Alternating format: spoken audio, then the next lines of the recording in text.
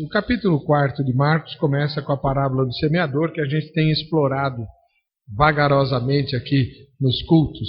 Hoje a gente vai examinar um dos solos. O versículo número 7 de Marcos 4 diz: outra parte caiu entre os espinhos. E os espinhos cresceram e a sufocaram e não deu fruto.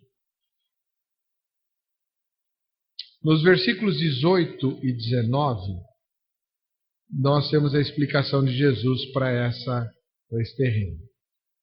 Diz ele: os outros, os semeados entre os espinhos, são os que ouvem a palavra, mas os cuidados do mundo, a fascinação da riqueza e as demais ambições concorrendo, sufocam a palavra, ficando ela infrutífera. Numa das minhas andanças, em busca de lugar para fazer meditação, eu fui a um lugar diferente. Normalmente eu gosto de lugar assim, com a natureza intocada, mas eles são muito difíceis de achar e eu tenho que ir e voltar no meu dia, né? E eu ouvi no rádio que nós temos aqui no estado de São Paulo o segundo maior, ou melhor, enfim, segundo mais bem classificado jardim botânico. Fica na cidade, uma cidadezinha pertinho de Campinas, né? E eu fui até lá para ver. Inclusive tem que pagar ingresso para entrar. Realmente é muito bonito, muito grande e extremamente bem cuidado, no município de Nova Odessa. É o segundo jardim botânico de todas as Américas pela classificação, né? Se não me engano, ele só perde para um outro jardim que fica em Minas Gerais, o Parque Inhotim, se não me engano, né? E realmente vale a pena a visita. Quem gosta de flor, de planta, bem bonito, vai lá, vale a pena. O restaurante é bom, tem um restaurante lá dentro, porque você vai passar o dia visitando ali. E lá você vê o que é um jardim, né? Eu gosto de ver a Mata Atlântica, a selva, mas é bem diferente de um jardim. O jardim é cuidado, né? E uma das diferenças que salta aos olhos é que no jardim não tem um monte de tipos de planta, principalmente de plantinhas chamadas de ervas daninhas. Essa frase a gente não usa muito, porque a gente mora na cidade, aqui não tem espaço nem para coisa boa, muito menos para ruim, né? Mas erva daninha tem esse nome, não é porque ela faz mal à saúde, nem toda erva daninha é venenosa para ingestão, né? Ela tem esse nome porque ela sufoca as outras plantas que estão ao redor, né? E geralmente a erva daninha não é semeada, ela aparece, né? Você semeia lá alguma coisa, né? E de repente aparecem outras coisas ali no meio. Os americanos gostam muito de ter gramados na porta de casa, né? Faz parte da cultura deles, e eles têm que cuidar muito bem do gramado, porque eles semeiam a grama, preparam a terra, semeiam a grama, mas nasce muita erva daninha no meio. E se eles deixarem aquelas ervas daninhas, tomam conta do gramado todo. A grama que é boa perde para a erva daninha que é ruim, né? Segundo os dicionários, erva daninha é a planta que nasce em local e momento indesejados e que interferem na agricultura. Não é erva venenosa necessariamente, mas ela faz mal. Jesus usa a figura das ervas daninhas nessa parábola do semeador. Lembrando, né? Jesus contou uma parábola dizendo que o semeador jogou a semente em vários tipos de solos e num desses solos a semente caiu justamente num terreno onde havia espinhos, né? No texto que nós lemos, o versículo 7 diz: outra parte das sementes, caiu entre os espinhos, e os espinhos cresceram e a sufocaram, e não deu fruto. Se você puder, dá uma olhada no texto paralelo de Lucas, Lucas capítulo número 8, O versículo 14 é a explicação de Jesus. Lucas, ele fala um pouquinho diferente. Lucas 8,14 diz assim: a que caiu entre espinhos são os que ouviram, e no decorrer dos dias foram sufocados com os cuidados, riquezas e deleites da vida. Os seus frutos não chegam a amadurecer. Amados, desde a primeira mensagem baseada na parábola do semeador, eu tenho chamado a atenção de que nós normalmente olhamos para essa parábola pensando em vários tipos de perdidos, vários tipos de ímpios, vários tipos de incrédulos. E aqui na parábola Jesus está explicando por que eles se perderam. A semente que caiu na beira do caminho é gente que não recebe a palavra não penetra, vem o diabo, arrebata, leva embora e pronto, perderam. Vão para o inferno, né? A semente que caiu no solo rochoso não tinha profundidade, brota logo, mas quando vem o sol, né, ela não tem raiz, ela seca. Gente que recebe a palavra muito depressa, mas não se aprofunda, fica só na superficialidade quando começa a ouvir as exigências da fé, as provações, as dificuldades, se desencanta com a fé e vai embora, né? É o segundo tipo de solo. O terceiro é esse de espinhos, que falaria então de gente que se deixa dominar pelos desejos do mundo, pela fascinação das riquezas, e isso sufoca a palavra e ela se perde, e todas essas pessoas vão para o inferno. Então Jesus está falando só dos perdidos aqui? Eu não creio assim. Aliás, desde que a gente começou em fevereiro com o nosso novo moto, eu tenho me preocupado, irmãos, menos com retórica e menos com jeito bonito de falar, e mais com a necessidade que nós temos de aprender o que Jesus está nos ensinando. Aprender o que a Bíblia está nos ensinando. Por quê? Porque ouvir nós já ouvimos, saber a gente já sabe. Né? Muitas vezes, quando eu vou preparar o sermão, eu digo: Senhor, o que eu vou falar que eles já não saibam? O que eu vou dizer que eles já não ouviram? Né? Só a Bíblia tem 2000 anos o Novo Testamento tem 2000 anos de idade, sem contar o Antigo. Não tem nada novo. Né? Eu estou na igreja há 20 anos. Não tem nada novo para dizer. E aí Deus começou a me incomodar com a necessidade que temos de aprender. Nós conhecemos, ouvimos, mas pouco do que conhecemos e pouco do que ouvimos, nós de fato aprendemos e colocamos em prática. Pouco da palavra muda a nossa vida, muda o nosso jeito de ser, muda o nosso olhar, muda a nossa perspectiva, muda o nosso horizonte. Muito pouco. Nós estamos muito habituados a dividir o mundo entre salvos e perdidos. Sim, essa é a divisão que Jesus vai fazer no dia do juízo final. Mas é só Jesus que vai fazer essa divisão. Lembra que outra parábola, a parábola do joio, Jesus diz na parábola que o dono do terreno não deixou arrancar o joio e separar do trigo. Não. Só na ceifa nós vamos fazer isso. E Jesus explica a parábola dizendo que os anjos é que vão fazer a separação. Não compete a nós ficar dividindo. Mas essa divisão é uma das armadilhas do diabo, aliás, assunto da minha última mensagem. As ciladas as ciladas que o inimigo muitas vezes arma quando vamos ler a Bíblia. Não é que Deus pôs cilada na Bíblia, armadilha na Bíblia. Lógico que não. Mas quando o diabo não consegue nos impedir de ler o texto, de meditar na palavra, ele vai tentar nos distrair, para que a gente não apreenda o que a palavra está dizendo. Aqui, nesse caso da parábola do semeador, a nossa distração predileta é: não, isso não se trata do meu coração. Jesus não está falando comigo, porque eu sou salvo. Eu estou na igreja, eu sou do terreno bom, a última parte, aquela que vai produzir a 30, 60 e a 100 por 1. Os perdidos estão lá fora. Então, essa história de solo rochoso, espinho, beira do caminho, não tem nada a ver comigo. Não?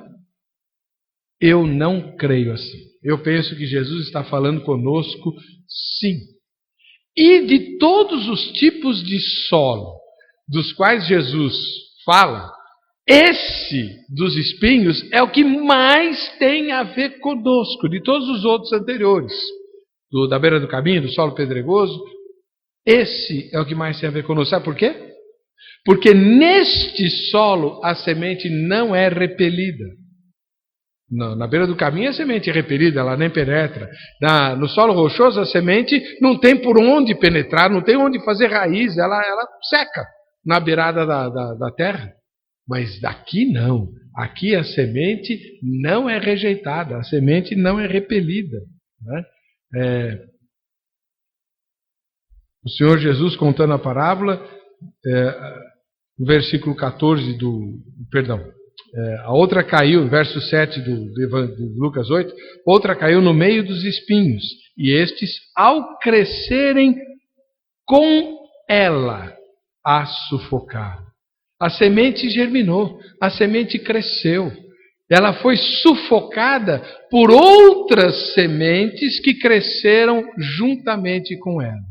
Eu creio, irmãos, do fundo do meu coração e com toda humildade eu digo isso, que essa advertência de Jesus, residente nessa parábola, tem a ver conosco, comigo e com você. Gente que recebe a palavra, gente que permite que a palavra germine dentro do seu coração, mas que não vigia.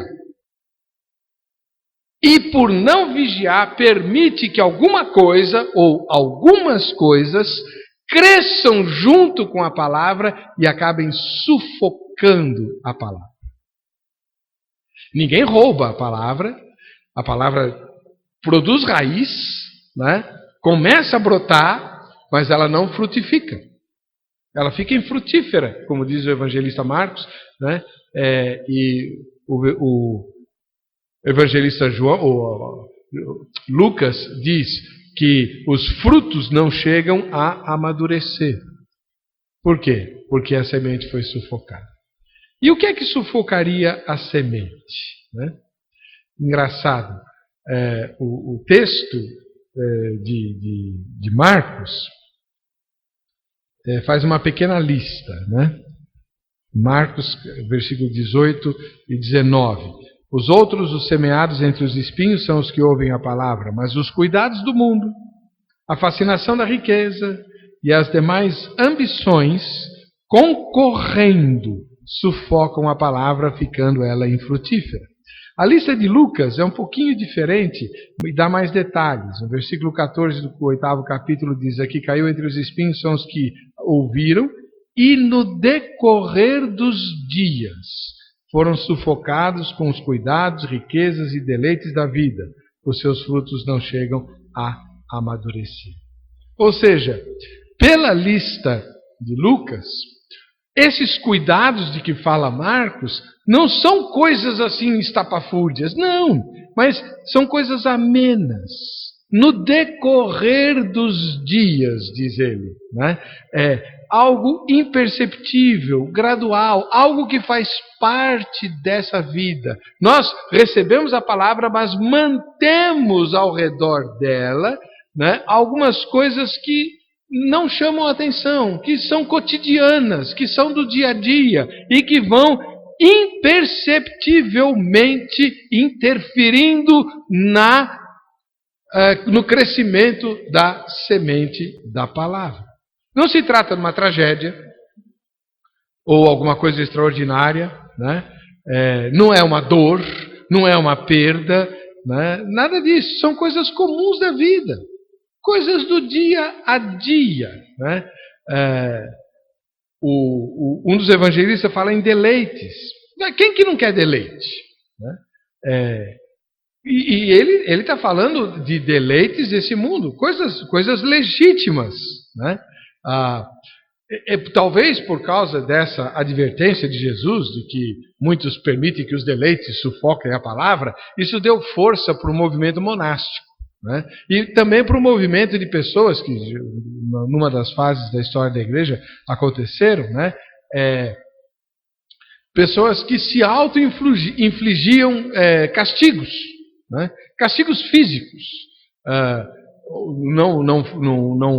não deixou de acontecer alguns episódios muito bizarros na história da igreja, de pessoas que construíam um poste muito alto, faziam uma pequena plataforma lá, subiam lá e ficavam ali a pão e água, à vista de todos, expostos às intempéries, esperando a morte, para não experimentarem nenhum deleite da vida, para não terem nenhum prazer na vida, porque desse modo não correriam o risco de sufocar a palavra. Ora, tenha dó, né? Esse tipo de postura é doente.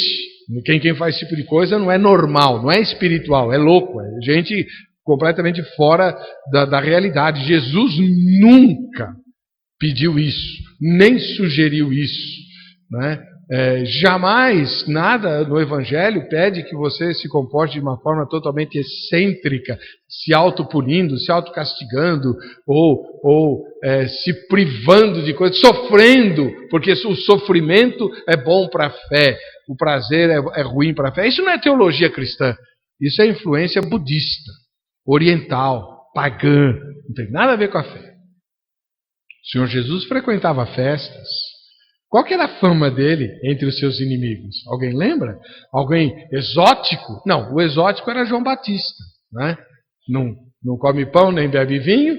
Qual era a fama dele? O endemoniado. Esse cara é esquisito. Olha, ele come gafanhoto. Ele é um demônio, ele está endemoniado. A fama de Jesus era o oposto.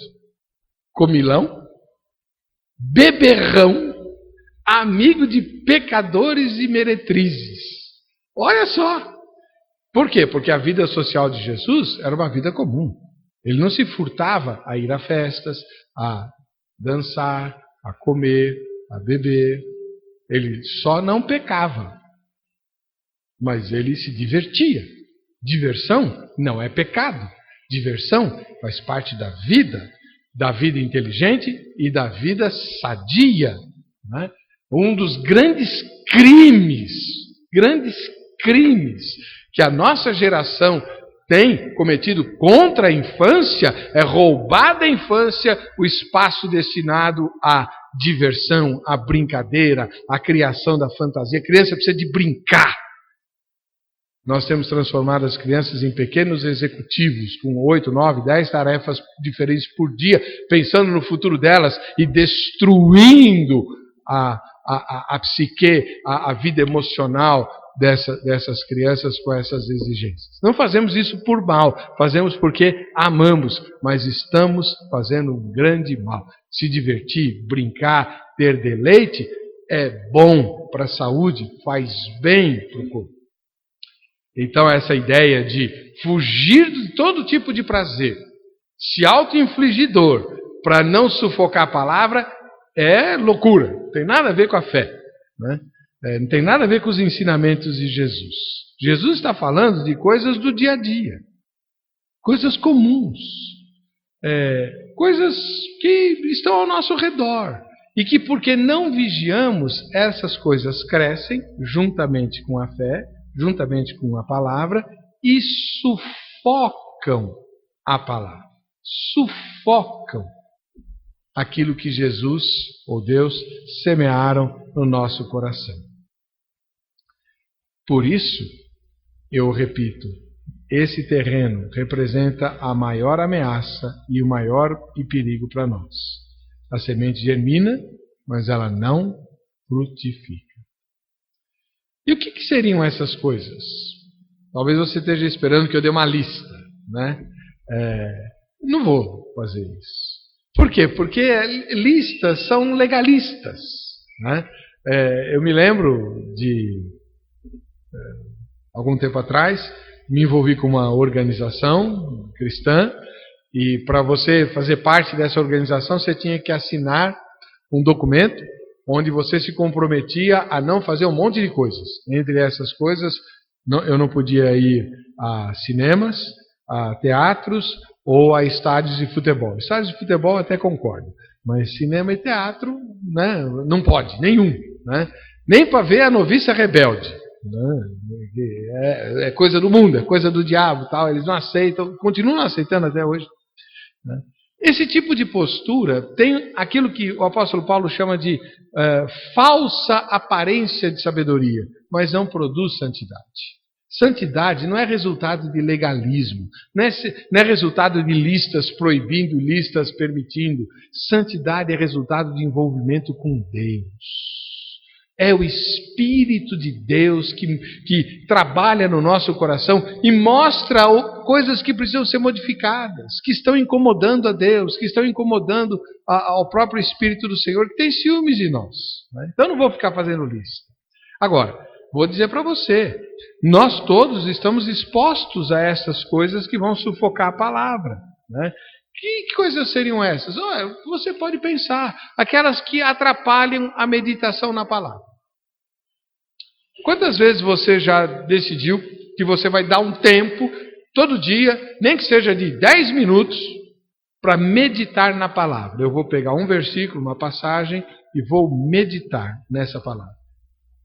Não é verdade que você, com o passar dos dias, não consegue levar isso à frente? Por quê? Alguma coisa atrapalha. Né? Então, estas coisas que atrapalham a meditação na palavra são as coisas que vão sufocar a palavra. Porque qual que é a tendência? Essas coisas vão continuar e a meditação vai acabar. Coisas que atrapalham a oração. Não, eu vou ter um momento de oração todo santo dia. Já contei aqui a história, né, de um rapaz muito legal que eu pastoreei em São Mateus. Ele morava numa pensão em Campinas e ele era filho de um presbítero bem exigente e tal. E ele falou, não, eu não saio de casa sem orar. Não saio de casa sem orar. Não saio de casa sem orar. É ótimo, uma decisão excelente. Mas ele vinha falar comigo, Almir, nome dele. Alguns irmãos aqui chegaram a conhecer o Almir. E o Almir, ele se sentia mal, porque ele chegava no domingo, reverendo,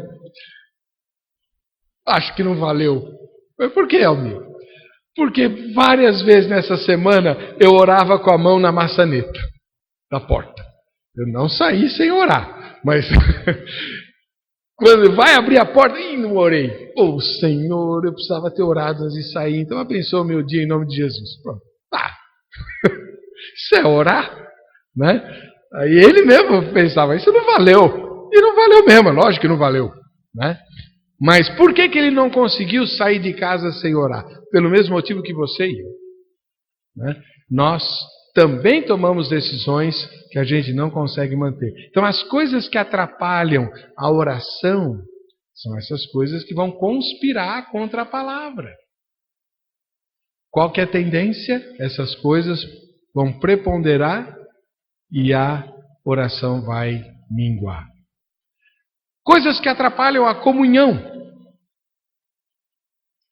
Essa semana eu tive que responder uma pergunta de uma irmã que escreveu perguntando sobre voto. Né? Voto. Deus aceita os votos? Posso fazer um voto? Né? Porque ela precisa de uma bênção lá e tal. E aí o voto dela era o seguinte, ela queria saber o que eu achava, eu não, né? Mas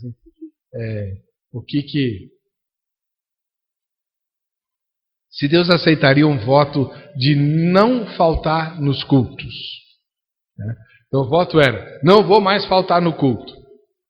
Aí eu respondi, falei, minha irmã, tenha certa paciência, né?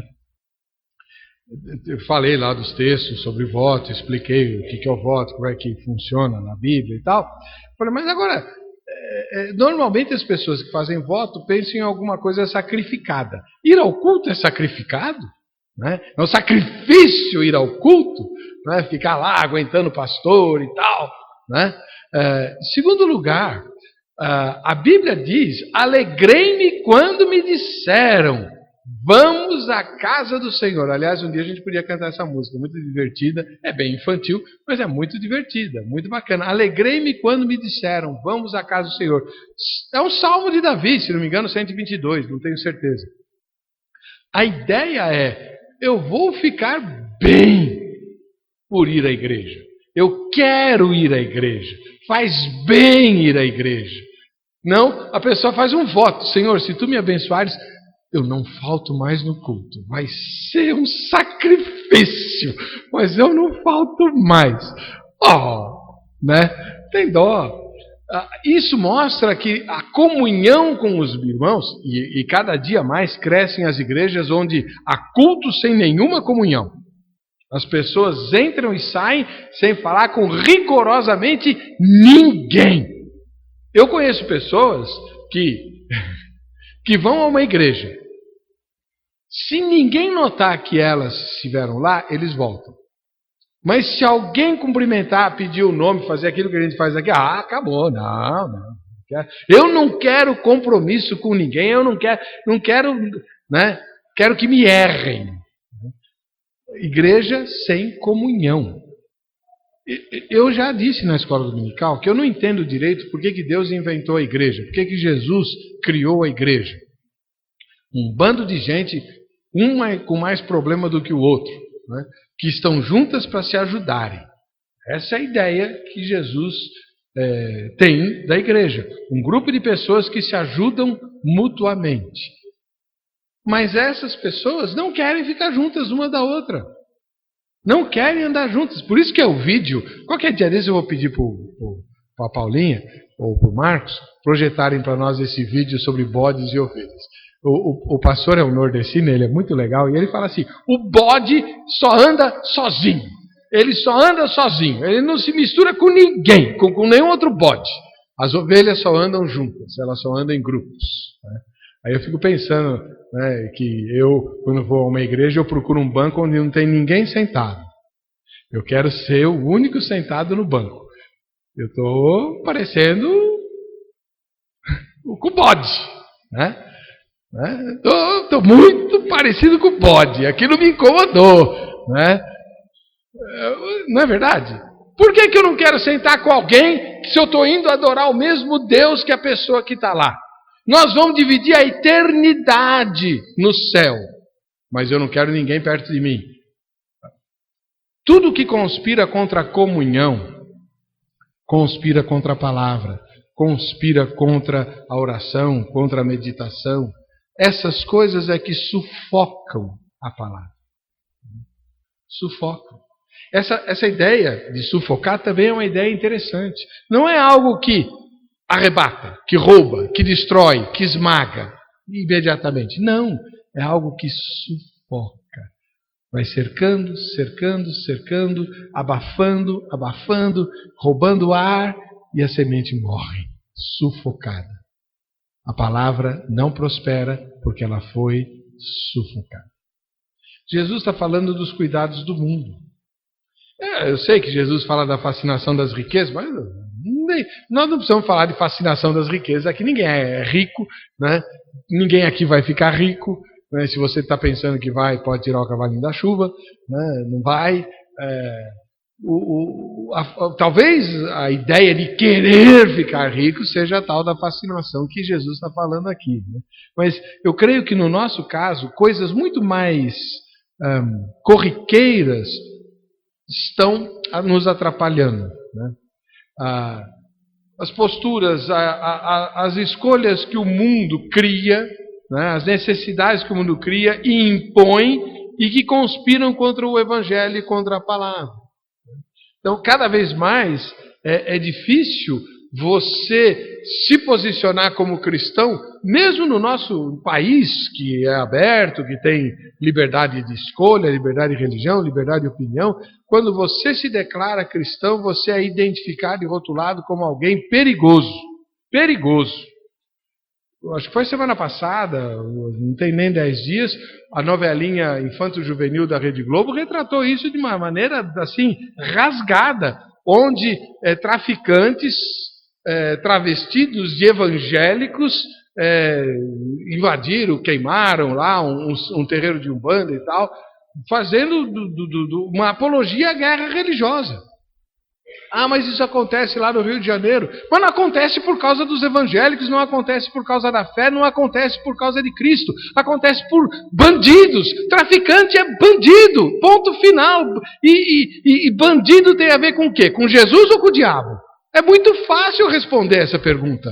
Quem comete crime está do lado de Jesus ou está do lado do diabo? Está do lado do diabo, é claro isso. Mas o mundo faz pinta um quadro como se o responsável pelo desrespeito à fé alheia fosse Jesus e os seus seguidores, nós.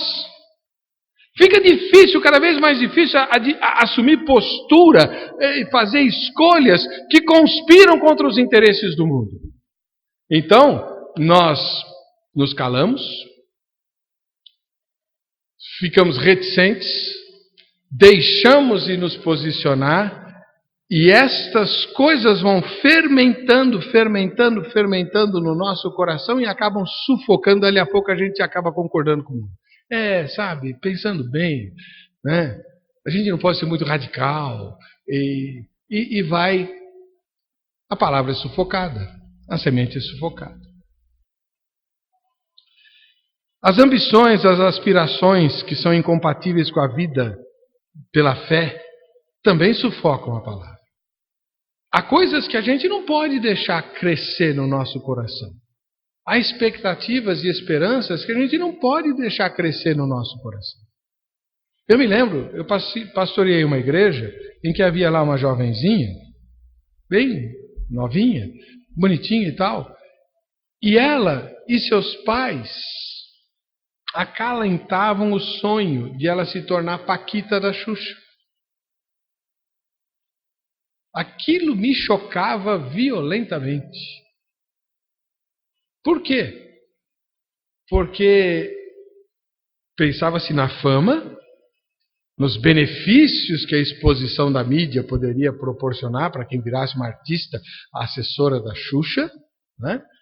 Mas ninguém estava pensando na fé, na saúde espiritual e cristã dessa menina.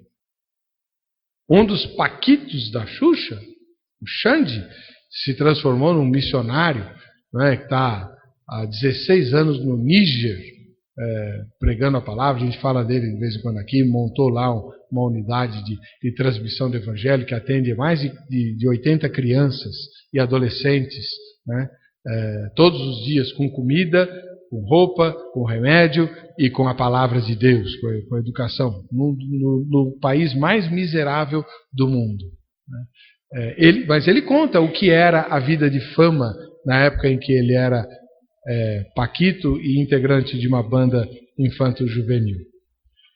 Mas por que nós muitas vezes acalentamos o nosso coração expectativas que a gente sabe que Deus não vai aprovar e que vão conspirar de forma muito definida e definitiva contra a nossa fé, contra o nosso progresso espiritual? Isso vai sufocar a palavra. Lazer e diversão são coisas legítimas, já falei aqui, né? Afinal de contas, ninguém é de ferro. Mas o que a gente sacrifica para ter lazer e diversão? Se não vigiarmos, nós vamos sacrificar o culto. Para fazer algum passeio, como se o lugar onde a gente for passear não tivesse igreja, né? Isso é que eu fico meio cabreiro. No Brasil tem várias igrejas em cada rua, em cada quarteirão tem pelo menos duas, né? Então você vai passear num lugar, com certeza absoluta lá tem uma igreja, vai ter, mas você vai ao culto? Não, eu estou passeando, né? O que vai ser sacrificado para eu ter lazer? O dízimo, a oferta. É que eu preciso pagar a viagem, preciso pagar o testemunho. Enfim, coisinhas que a gente permite que cresçam junto com a palavra e que vão ocupando o espaço dela, sufocando, e quando a gente percebe, a fé se foi. Tem um hino do nosso cenário que fala: quantos que corriam bem, de longe agora vão, né? Outros que também na fé frios estão. Corriam bem. O que aconteceu com eles? A palavra foi sufocada. Dúvidas que não foram tratadas de maneira adequada, que acabaram levando a desconfiança em relação a Deus, né? Informações ruins que ficam fermentando no coração, na alma, e que não são abordadas, que não são tratadas, que não são retiradas da mente, né? Ervas daninhas. Como que você lida com erva daninha? Você arranca pela raiz. Se você só cortar, ela cresce de novo. Mas você tem que arrancar pela raiz. Isso precisa ser feito para que a palavra não seja sufocada. Jesus está nos alertando. A palavra tem sido semeada. Você que frequenta essa igreja há tantos anos, você tem recebido a palavra todas as semanas. Quanta mudança ela fez em você? Quantos frutos ela gerou em você? Se a palavra tem se mantido infrutífera na sua vida, isso significa que nós a temos sufocado. Mas essa mensagem de hoje visa mudar essa realidade, permitir que as ervas daninhas sejam arrancadas, as mudanças necessárias de postura, de decisão e de visão vão ser feitas. O terreno vai ser limpo e a semente vai brotar. Que Deus nos abençoe.